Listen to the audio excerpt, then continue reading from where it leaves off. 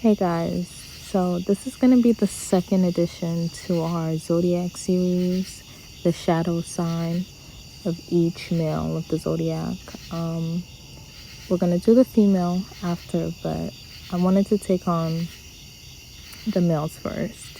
So today we're going to be talking about the Aquarius male, shadow side.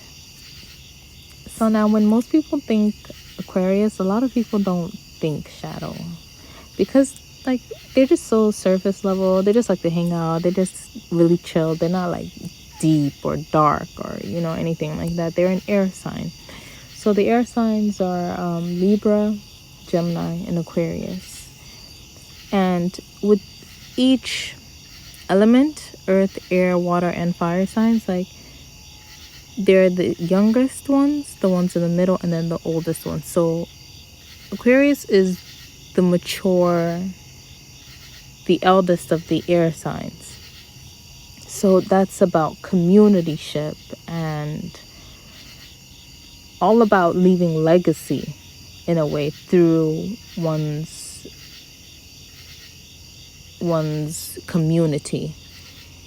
So leaving a mark within your community, that's what Aquarius is about. Aquarius is about bringing together their family and their friends for specific goals.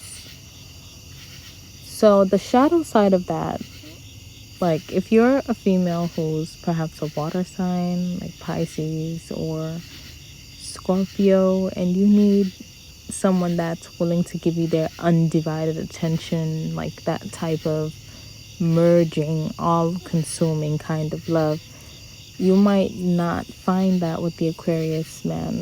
That's just not how he is. It's the outside world first. So a lot of times you can see situations where Aquarius people are closer to their friends and their family. They're more committed to their friends than family. This is not uncommon.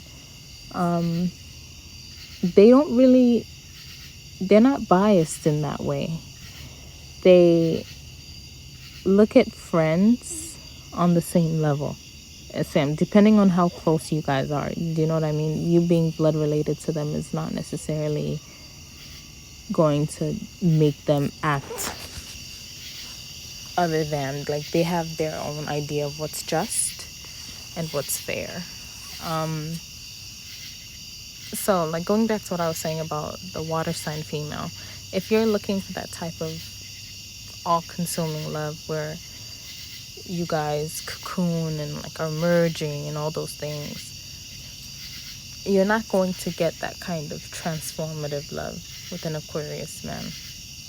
That axis, the Leo and Aquarius axis, is all about one's appearance in the public eye.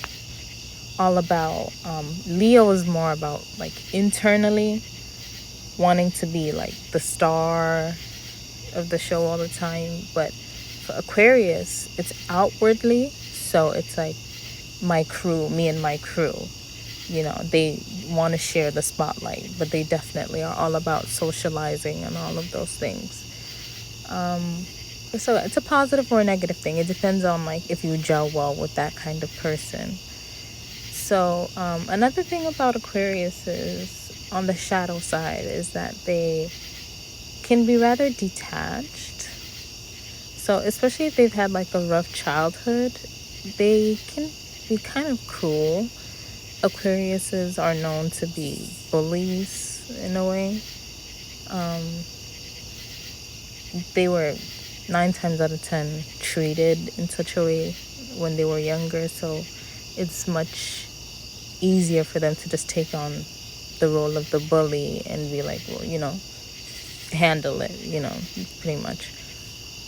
So they're super detached, and because they want to please the group and not seem as biased, they can sometimes be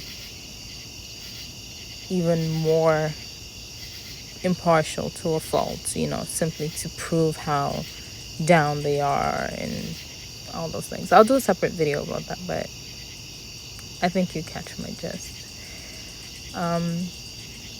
Aquarius Man. Well, I don't know if you consider this a shadow side, but like body modifications. Yeah, Aquarius are really popular for showing their personalities through like ornaments and stuff. And so they're known to get lots of tattoos. They like to lock their hair. You know, a lot of times you see someone who has like beautiful dreadlocks or making a statement with their body. It's an Aquarius. So piercings, tattoos, all sorts of body modification. That's definitely Aquarius. They're the different person. They're the out of the norm kind of person. That's definitely Aquarius is for you. So yeah, they're usually popular people, social people, so that can sometimes make them arrogant and conceited. But you know, of course you have to look at the person's entire chart. But having an Aquarius placement that's very strong, like in the ascendant or something, yeah, it definitely makes someone have a little bit too much confidence. So yeah, that's basically it. Oh yeah, another thing is like they can be super promiscuous, but for them it's not so much about, it's not really about the intimacy per se, but like I said about the Leo and Aquarius axis, they're all about image. So you might have a situation where like this older man, and you know that they're known to have unconventional relationships as well, might have a wife, but he's going out in public with a younger female or something to show how, like, you know, that he's still popping, I guess. You know what I mean? So they get in situations like that, definitely. Yeah. In their younger years, because usually like a advanced Aquarius man is not on this level, but in their younger years they can sometimes get involved in criminal behavior. Like they're rebellious in nature, so getting into fights, traveling at a whim, just like exploring socially in sometimes a reckless way. Yeah, that's definitely Aquarius. But this changes, of course, after you reach a certain age, maybe mid-30s or something. For some people, you know, later than others. But that should change. So if you are seeking a relationship with an Aquarius man, I mean, hang in there, because they're not quick to settle down. But when they do, like, they're super committed to it. And Aquarius men usually settle down like later in life, late 30s, early 40s, sometimes 50s, and then they, you know, settle down and do the father thing. Maybe they might have a child from before, but marriage, yeah, they'll settle down later. And yeah, and usually they stay with that partner, you know, once they finally get married, which is a good thing. So yeah, that's pretty much it. If you guys have any more questions, please let me know.